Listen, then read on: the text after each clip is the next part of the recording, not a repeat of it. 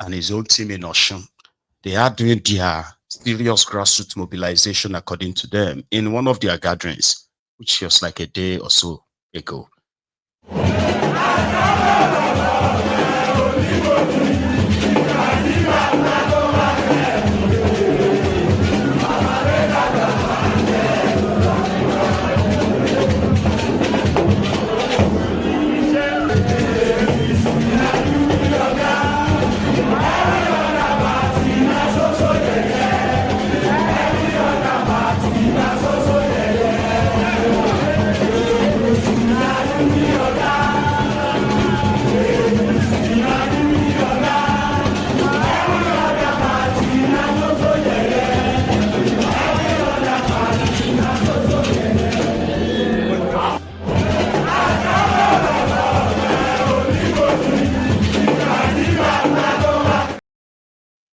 So for that, you have to give them their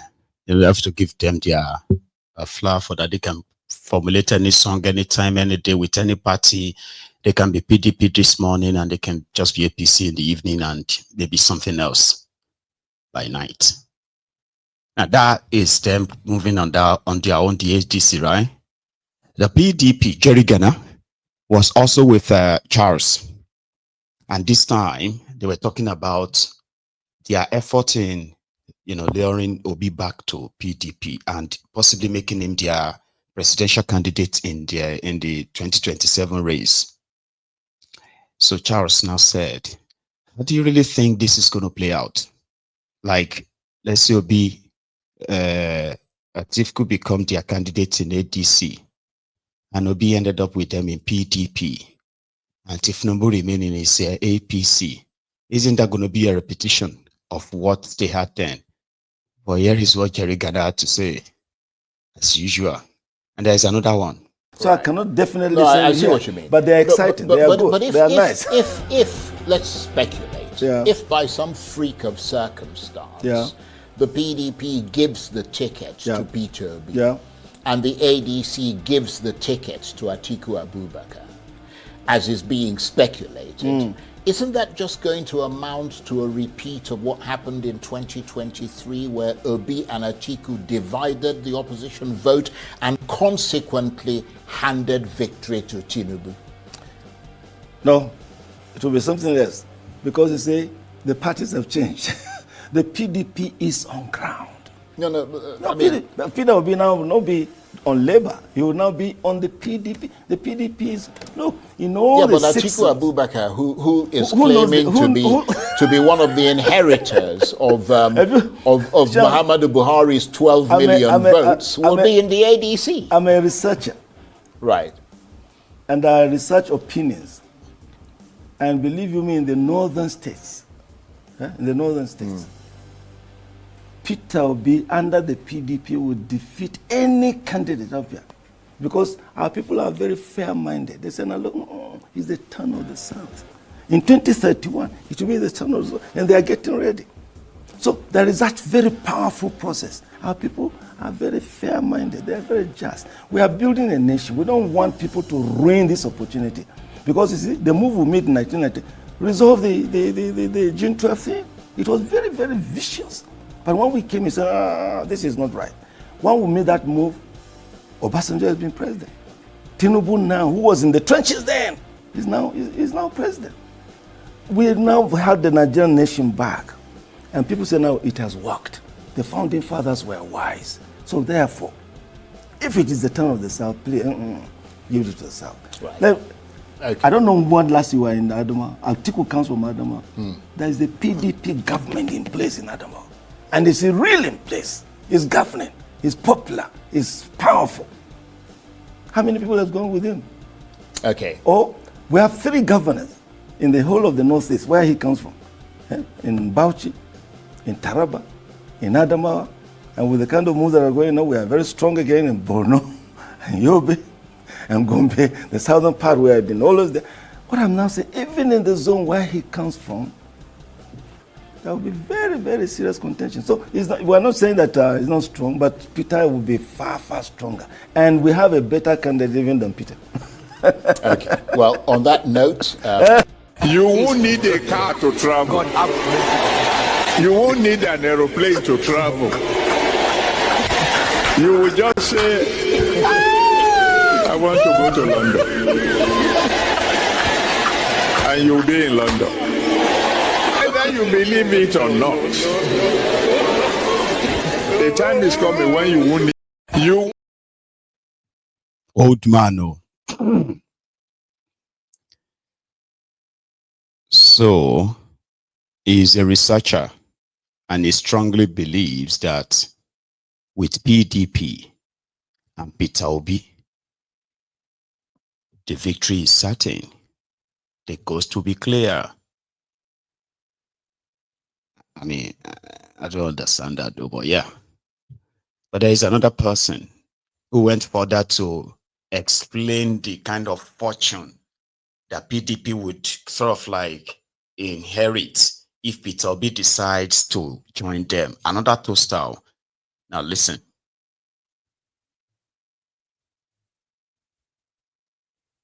Oh, hang on.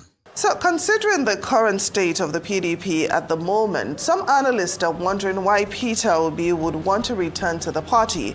Why is he suddenly worthy of being the PDP's presidential candidate when he was denied the same opportunity when the PDP was still thriving as a political party?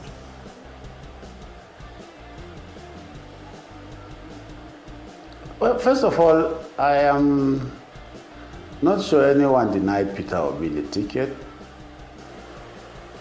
when he was interested. 2023, for instance, he left before the primaries of the PDP to form or to join the Labour Party. He left the PDP. And so he was not denied. He had a right of choice and he elected to go to Labour Party. Now, currently, while so many people may be of the opinion that he can come back to the PDP, I think the decision is entirely his. And I'm also not sure that the PDP as a party has sat down to say that he should come back and take the ticket of the party. These are generally personal opinions that are built sometimes on very cogent reasons. There is no doubt that Peter Obi, following his showing in 2023, is a brand that any political party would like to host. The same way, there is no doubt that the PDP has been a brand. So if two likable brands come together, it is easy to predict the result. But I don't think we have gotten there yet where the party, the PDP, has taken a decision to say it has to be Peter Obi or it must be Peter Obi. He's a very fine brand. Many people believe in him and are following him. So it's not difficult to say, yes, if he comes to PDP, it could be a good sell to the electorate. Besides, elections are supposed to be a litmus test of what the generality of the people want. And so if there is a candidate anywhere who is sellable, it won't be wrong for any political party to woo such a candidate to fly its ticket. And it should be like that. There is no reason why in Nigeria candidates should be in charge of political parties and then pick the tickets at will, just when they want and how they want it. The political parties should also be seen to be looking for candidates that will fly their flag. For me, that is the position currently. Elections, 2027 is still 2 years away.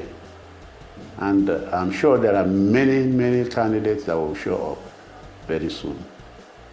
Now, you talked about two likable brands coming together, which in your opinion is the ideal.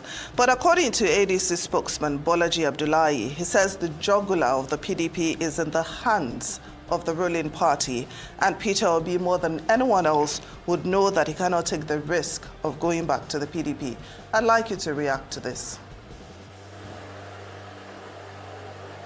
Well, for me, people that are used to jumping from one party to the other do not deserve a response.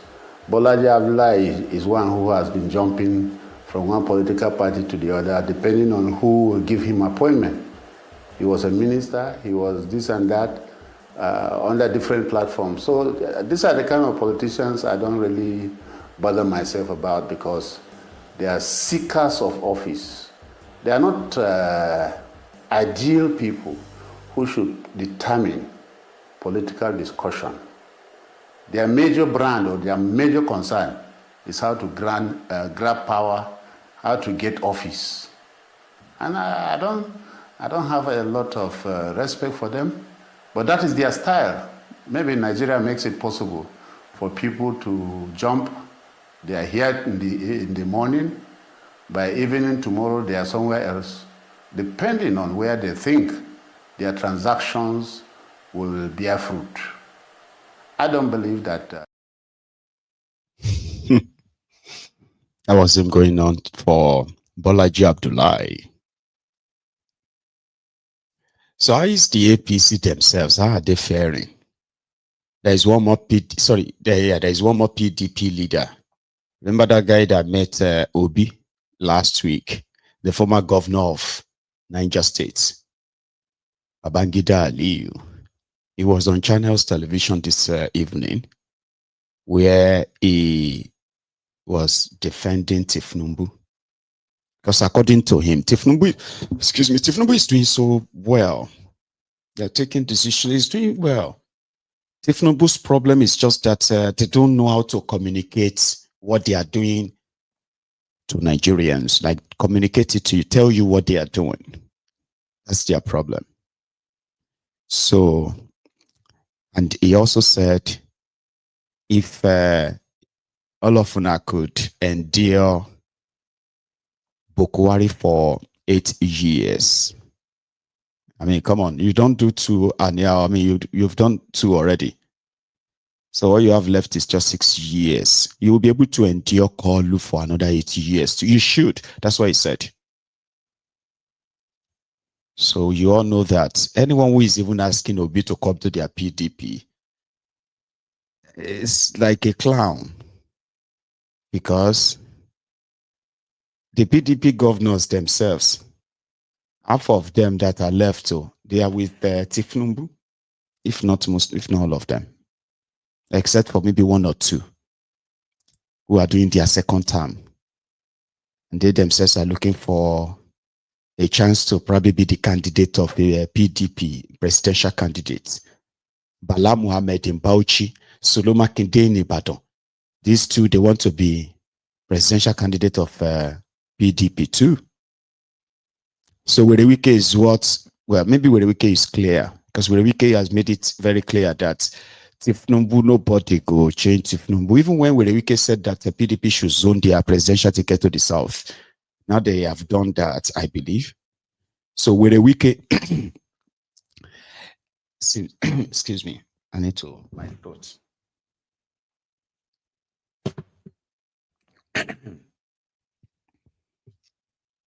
So Werewike himself has possibly is stuck. So he dare not go on and say he wants to be president or presidential candidate. So that simply means he would have to resign from Tifnumbu's government. He can't be minister and be a candidate. So he would dare not. All he will have to do is just to make sure that the complete decimation of PDP and the burial of PDP is completed, finally. And that's actually what he said he's going to do. Then after that, they will now start all over again. After Tifnumbu, they will start the PDP all over again. That's what Werewike said. So if he should have his way, so it simply means anybody associating with the PDP is not really different from associating with the Labour or their new coalition, the DC. Everywhere, Wahala. Babangida Aliyu. Just as we begin to round up, yes, just as we begin to wrap up, do you think ADC has any chances in terms of their ambition? They say they want to remove the APC and also remove President Tinubu. But some people say it's a mission impossible. You see, my argument had always been, what is the alternative? What is it if you want to remove this or that government or that governor or that president? What is the alternative that you are offering to the people? Are you offering anything better than what we have at the moment? In addition to that, with our, even though unconstitutional, but we seem to have accepted our rotation, is ADC or PDP saying that the 8 years that is due by our arrangement, that is due to the South, now will go to the South? Or are we saying we jettison that and they enter into another crisis again? I have heard many of the presidential aspirants already saying they will serve 1 term. Now, if a northerner says he is serving 1 term, what problem is he creating for the North? If a southerner said, I'm only going to serve 1 term, what guarantee do you have? Now we have only defection of governors and other members of the assemblies. By 2031, you may end up with a presidential defection because his arrangement for 1 term will be with the party. It's not a constitutional issue. So he may defect to another party, and you have a major problem there too. So for me, who will win the election will depend on what happens in the next 1.5 years. And that is to say, if the government is able to correct some of the observable anomalies, I don't see why the problem. If we could tolerate the late Muhammad Buhari for 8 years, oh my God, let's try it. Maybe by 2031 we can jettison the arrangement if we find it convenient. Well, Dr. Muhammad Aliyu Babangida, thank you very much. So I don't even have to add anything. You heard him loud and clear. So let Tifnubu finish. Trying to find another southerner to replace Tifnubu that will serve 1 term is a tough risk. And for the northern Nigeria, they have to wait till 2031 and all that. So all these rhetorics, right? They're just like a free talk. Okay. But coming from those who are supposed to be the opposition leaders, because there's no real opposition. You know, I've said that before. I said one of the reasons why they hate your gods, you the obedient. I'll tell you again. I've said it before. One of the reasons why they hate your gods is the fact that you are like this. Okay, I don't want to use that analogy. Okay, so the thing is that in Nigeria, when you see them preparing for elections, it will be like they are preparing for war. They will kill themselves, they will kill other people, do all they have to do. Then after that, because it is a winner takes it all arrangement. So that simply means whoever outrigged the other will automatically control everything. And because that will be for the next 4 years or more, the same people who were killing themselves for the same position at the other time, right? They will begin to jump ship because they can't wait for 4 years. 4 years, okay? They will begin to, it's called decamping. They'll be decamping. So you won't see much opposition again for the next 3 years. All of them go to chop together, except for those ones they completely removed. So once it is a year to election, they will begin to scuffle again. They begin to talk tough, threaten themselves, begin to make the country almost ungovernable. But you obedient came. They finished their charade election. They announced Tifnubu. You made it so worse for him that he became an illegitimate president. That every day he has to remind himself and say, I'm the president. I'm the president. Whether you vote for me or you don't vote for me, today, I'm the president. I'm the president. He has to be reminding himself everywhere, everywhere he went, he's always like the president of the Federal Republic of Nigeria. Say, God damn it, man. Somebody already introduced you. So that legitimacy battle and you not even going away. They expected all of you to have kind of like moved on, forget the whole thing, Abi, until they pretend to have another charade again that you can turn up again and begin to, That's one of the reasons why they don't like you. Because you make it look like every day they have to campaign. Have you not seen it? When you see them on TV, it's like they're always like,